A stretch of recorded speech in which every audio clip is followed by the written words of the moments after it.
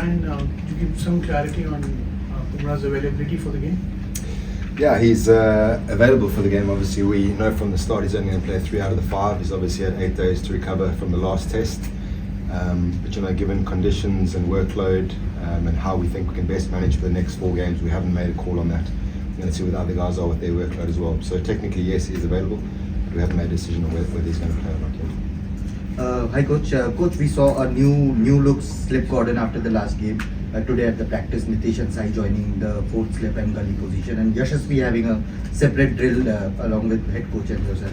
Can you describe what's the plan going on with the slip cordon? Is it because of the last match, or is it the team trying to do something new? Look, I think we always want depth in the catching department. In England, you're always going to have 4 catches at some stage in the game. Jasprit's been a very good catcher for us. We want to manage his confidence. And there's also an argument for the short leg, being a very important position, particularly if we are going to play 2 spinners.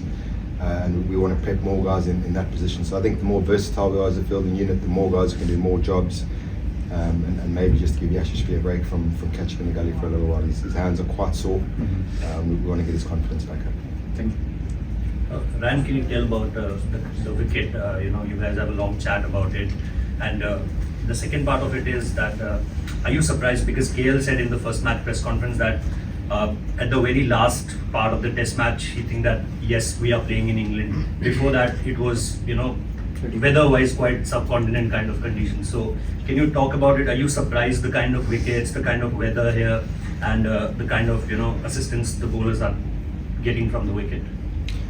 I don't think the cleverest people in the world can tell you about the weather in England. It's very, very varied. But obviously the summers can be hot here, and the last 4 or 5 weeks has been incredibly hot. Also think England's style, the way they have played, it suits them to play on good wickets. So I'm not surprised that the wickets have been good so far. That surface there looks quite dry underneath. It looks like it's going to play well. It's got 11 mils on at the moment.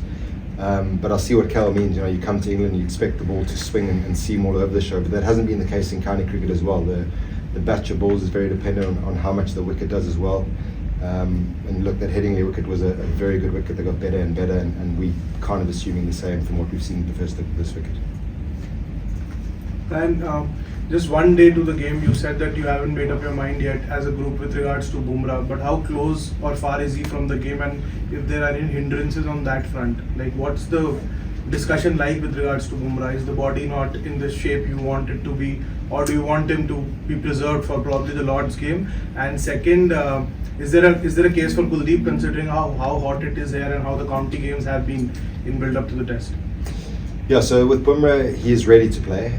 So like I said in the very first question, it's how we manage these 4 tests. So if we feel like there's value in playing him in this test, we'll make that call at the very last minute. But I'm talking about whether how the pitch is going to play. Are we better off holding him back for Lords and maybe Manchester or the Oval?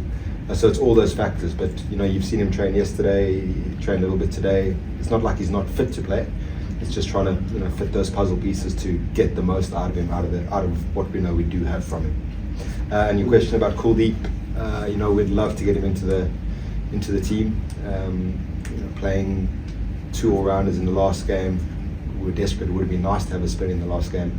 Also, we're trying to make the best assessment of what we see in front of us. So we know we're going to need 3 seamers in this game, and it's just how you manage that 6, 7, 8 role. The guys are going to play that role, and whether we can fit Kuldeep in now or again save him for later in the series, where if the weather stays like this, it should turn somewhere along the line. You talked about the number 6, 7, 8. That has been a concern in the last test match, both the innings. So considering that, how far is Nitish ready from getting a game now? We've seen he's gone through an intensive net session as well, and he was feeling the slip cordon as well. So how far is he from getting a game now? He's very close to getting a game. Obviously, he was fantastic in Australia, coming into the team and playing the way he did. We just felt on balance for the last game we wanted to go with the bowling all-rounder, which we thought Chodl was slightly ahead on the bowling front. We're looking at ways of rejigging the puzzle here so we can get a batting all-round in, and obviously Nitish is our premium batting all-round at the moment. So I would say he's a very good chance to play this test. During the net session, we saw a few bowlers holding a half red ball and a half white ball. Can you just tell us something about that and the logic and the science? Yeah, it's not a new contraption. All the ball manufacturers make those balls. When we talk about detoxing the ball, it's just getting the very basics right, and that's the easiest way to give you an indication. You know, guys have come out of a long IPL season and the filthy habits of that cricket. We don't want that creeping into red ball cricket, into Test cricket. So Morne and the bowlers just use that tool just to make sure the basic fundamentals are in place. We've been using it for the last 2 weeks. It's not a new thing. As disappointing as defeat in the last game was, how important is it to not make knee-jerk reactions and to sort of keep the faith in the team that you started with? It's very important, and I think for everyone, you don't mind being totally outplayed in a Test match and you lose. We felt like we exhausted everything. We felt like we were really good in the majority of those sessions, but unfortunately, the 2 sessions that we lost really, really badly. So we feel like we played 4 days of good cricket, and we've lost that game in the end. So we're not going to get too down on it. But it's absolutely imperative that we stay focused on the whole goal of the 5 games, and there's 4 to go, and we just need to be at our best and give ourselves the best chance to win a Test match here this week. Ryan, ever since the start of Australia tour, given you all don't have a proper seam bowling all-rounder, you have kind of juggled batting depth as against trying to go for 20 wickets. Is it like after the last Test, wickets still fell in the lower order? How close are you, or have you discussed just going in with 4 tail-enders and just going all out for 20 wickets? We have, and when you're 430 for 3, it's absolutely fine. But when you're 200 for 5, it's a very different ball game. So in terms of managing the strategy there, we're looking at each bowler individually, feeling what we feel they can get wickets wise, and then it's just trying to balance up and trying to calculate as best you can what the best chance of getting into the Test match. But like you say, you need 20 wickets. So the attacking party is obviously finding someone who can get wickets as well, and we grappling with that. We don't stop talking about that. We're trying to figure it out. Lastly, Ryan, you must have had a look at the wicket. What's the wicket like? And is there a possibility to play 2 spinners on this track? Yeah, it's a great question. There's a very strong chance of playing 2 spinners. It's just which 2 we play, and that goes back to the previous question about juggling the batting depth. All 3 spinners are bowling very nicely. Washi's batting very nicely. So it's just which combination do we go with, all-rounder spinner or the out-and-out spinner? And obviously you have to play the bowling all-rounder again. So there's so many different variables. The wicket's got 11 mils on at the moment, 11 or 12. I can't remember which of the 2, but it's quite grassy and patchy. It's quite dry underneath.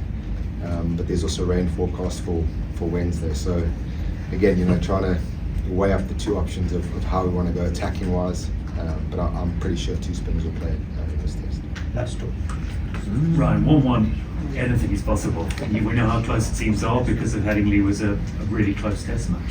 So 1-1, anything is possible. 2-0, it's a long way back. In that sense, is it tempting just to play Jasprit Bumrah because of the difference it might make to the stage of the sense of the series? It is, but we also feel we can go 1-1 or keep the score at 1-0 without Jasprit, and then again that's putting the eggs in the back end of the series where we're going to need him at some stage as well. You've got to decide when you're going to play your strongest suit, and that's what I was talking about the weather and all that. But we feel that whatever we put out there, we can compete in this Test match, and we came pretty close without Jasprit in the second innings. I think he didn't get any wickets, but you can't win the Test series with just 1 bowler in any case, and the bowlers are very well aware of that. They need to chip in with wickets. So sorry, I can't give you a more firm answer. But yeah, we'll work out in the next 40 or 24 hours how we're going to manage Jasprit. Final question. Hi Ryan, is there a chance of Arshdeep getting a game here for a little bit of left-arm variety in the seam attack? There is. I think I've said yes to every single time. There is. Again, going back to the spin combination, if we are going to go 2 spinners, Arshdeep obviously provides a little bit more control, and you've got a left armer running in over the wickets. If we do want to put our eggs in that basket. I don't know if you saw the seamers, they all had a good trot out today. We feel that they're all there and thereabout, and they're all eligible for selection. So again, looking over the 5 series, how we're going to manage the 5 seamers that we do have, the out-and-out seamers. But Arshdeep is definitely in the selection mix for this Test.